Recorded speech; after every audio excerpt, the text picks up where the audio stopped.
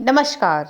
मैं नम्रता। आज मैं आपको पांडवों के पिता पांडु के बारे में कुछ विशेष जानकारियां देने वाली हूँ। चलिए शुरू करते हैं।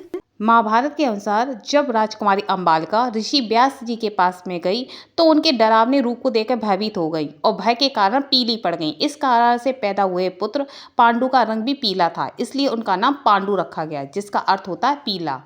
कहा जाता है कि एक बार वे शिकार के लिए गए और इस दौरान एक ऋषि को गलती से तीर मार दिया, जिसके बाद ऋषि ने उन्हें श्राप दिया कि वह संतान को उत्पन्न नहीं कर पाएंगे और किसी स्त्री का स्पर्श करते ही उनकी मृत्यु हो जाएगी।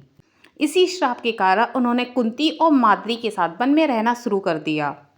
पांडवों का जन्म नियोग प्रथा और ऋषि दुर्वासा मिले मंत्रों के माध्यम से हुआ था।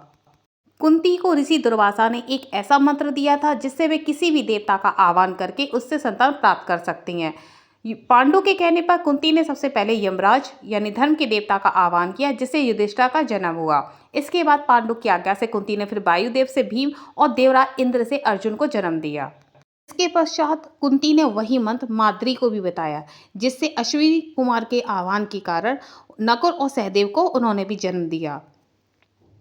अंत में माद्री के सौंदर्य से पांडु मोहित हो गए और श्राप को भूलकर उनका स्पर्श करने से उनकी मृत्यु हो गई, जिसके बाद माद्री भी उनके साथ सती हो गई थी। इस प्रकार श्राप में मिली भविष्यवाणी सत्य हो गई। इसके बाद कुंती ने अपने पुत्रों और माद्री के पुत्र को एक साथ पाला।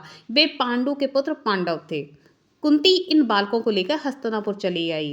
राजा धृतराष्ट्र ने अपने भतीजों को स्वीकार किया और पांडु के पुत्र धृतराष्ट्र के पुत्रों के साथ बड़े हुए, जिन्हें कौरवों के रूप में जाना जाता था। कहा जाता है अपनी मृत्यु से पहले पांडु ने अपने पुत्रों को एक रहस्य बताया था।